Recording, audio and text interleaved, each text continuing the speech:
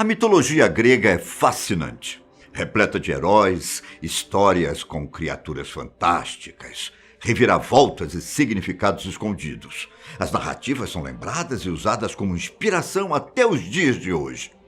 A série de livros Percy Jackson está aí para não me deixar mentir. E um detalhe que costuma ser constante nos mitos é que os seres humanos, ou os semideuses, acabam discordando dos deuses em algum momento. E olha, isso dá muito pano para manga.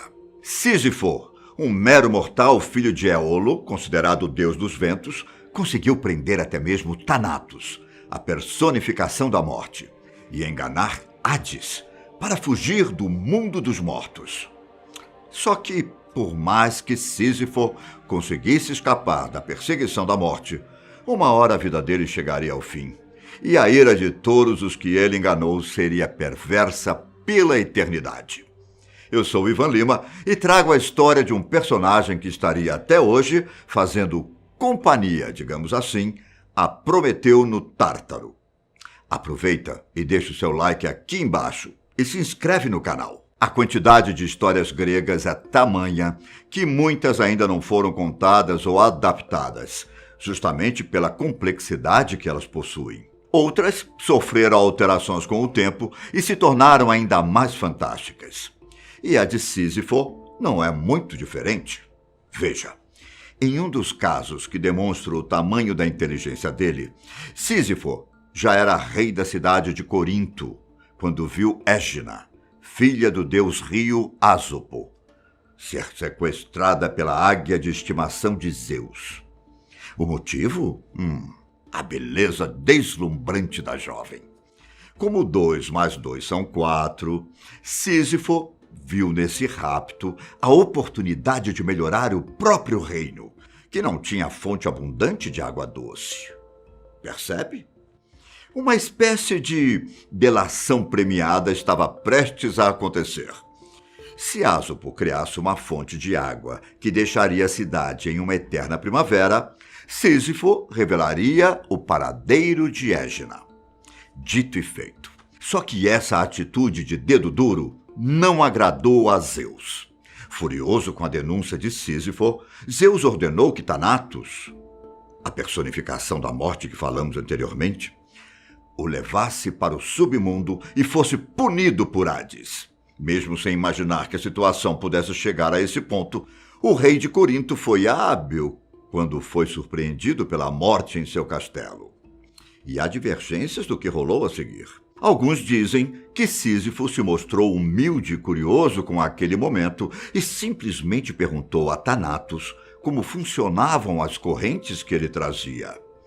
Em um momento de despreocupação daquela figura mortal, Sísifo prendeu ele com os próprios objetos e o aprisionou no palácio. A outra versão, que também exalta a lábia de Sísifo, indica que o rei encheu Thanatos de elogios e ofereceu um colar e um par de pulseiras para que a beleza divina dele ficasse ainda mais luxuosa.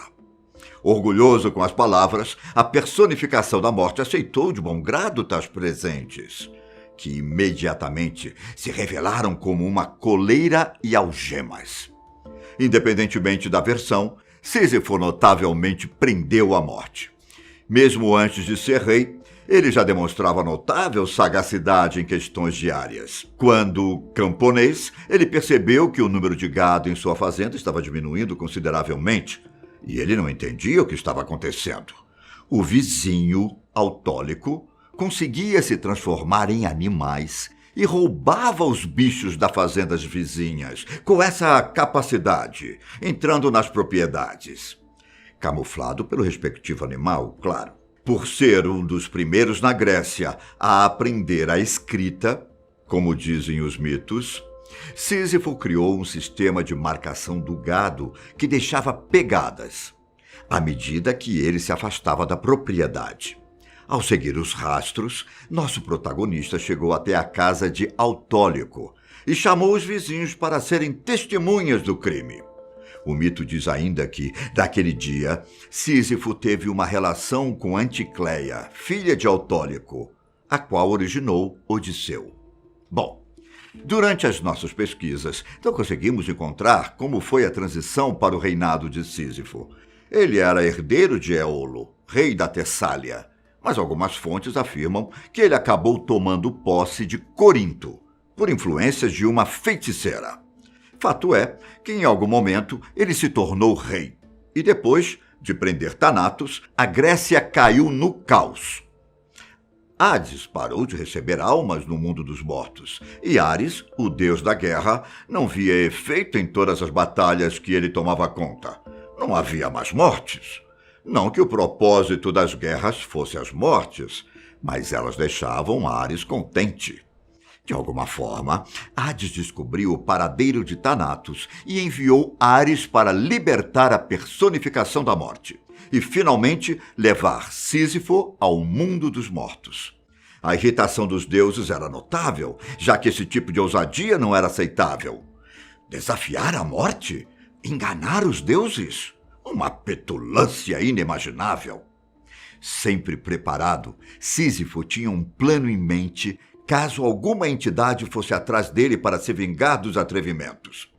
Ele pediu para que Mérope, a esposa dele, não o enterrasse e nem fizesse velório caso uma morte repentina o atingisse.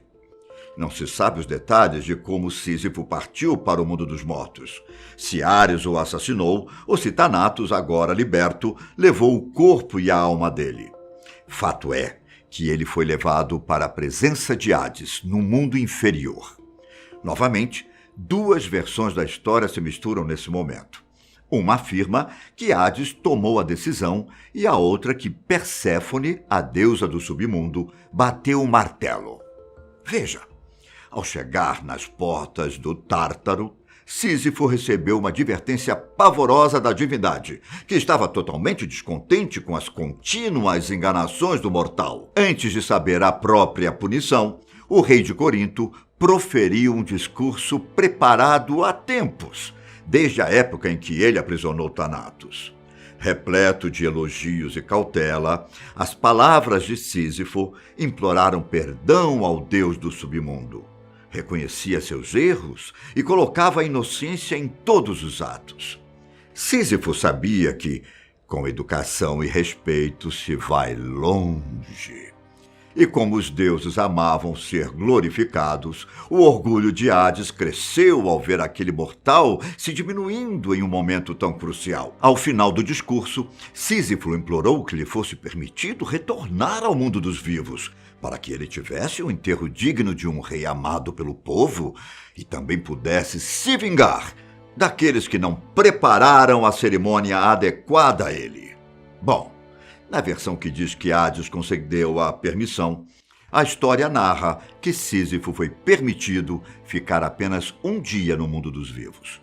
Já na alternativa em que Perséfone concedeu a possibilidade, é dito que ele poderia ficar 3 dias com os mortais. Mais uma vez, não importa qual versão é a certa. Foi permitido que Sísifo retornasse e, ao fazer isso, ele passou a perna no casal das trevas. Fugiu com a esposa para bem longe e permaneceu escondido, longe da morte e dos deuses. Ele viveu até a mais avançada velhice, o momento em que não adiantaria mais ser muito inteligente para se safar da morte. Naquele momento, Zeus ordenou que Hermes, deus de muitas denominações, sendo uma delas o das viagens, fosse até o local em que Sísifo estava e levasse a alma dele mais uma vez ao mundo inferior, para que Hades, mais uma vez, pudesse puni-lo. Cansado de ser feito de bobo pelo mortal, o deus do submundo nem permitiu que Sísifo pronunciasse alguma palavra em sua defesa ou pedisse clemência. Por ser considerado um dos maiores rebeldes que já teve coragem de enfrentar os deuses, Hades tratou de castigá-lo no Tártaro, junto com Prometeu, Tântalo e muitos outros personagens mitológicos que se deram mal ao fugir da vontade das entidades. Nada de pássaro comendo fígado ou passar sede e fome pela eternidade. Sísifo foi encarregado de rolar uma grande pedra de mármore com as próprias mãos até a parte mais alta de uma montanha. para sempre. E detalhe, nada de corda, de carroça ou qualquer ajuda. Não, não, não, não, não. Ele teria que empurrar o objeto com as próprias mãos. Mas aí você pode pensar, ok, que montanha infinita é essa que não acaba nunca? Pode ser um pouco confuso, mas a tarefa de Sísifo tinha uma, digamos assim, pegadinha. Quando ele estivesse quase chegando ao topo do relevo, todo o cansaço acumulado durante a subida faria com que ele perdesse as forças e soltasse a pedra, que rolaria novamente à base da montanha. Outras versões dizem ainda que ele até conseguia chegar ao topo, mas a pedra retornava para baixo sozinha, quase automaticamente.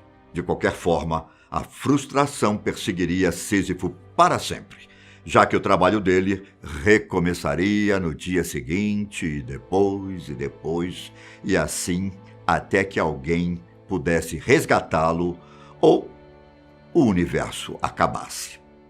Se toda a mitologia grega algum dia se provar realidade, é provável que seja revelado que Sísifo está até hoje empurrando a pedra, em um looping eterno de punição. Você conhece a expressão trabalho de Sísifo? Para ser sincero com você, nem eu conhecia antes de pesquisar sobre o tema.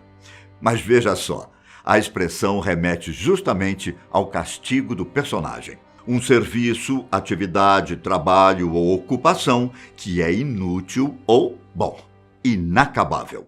E não apenas isso, como também remete às pessoas que insistem em continuar uma situação que não dará resultados, uma situação desnecessária. Como o filósofo francês Albert Camus também analisou, a raça humana tem um cotidiano similar com a punição de Sísifo.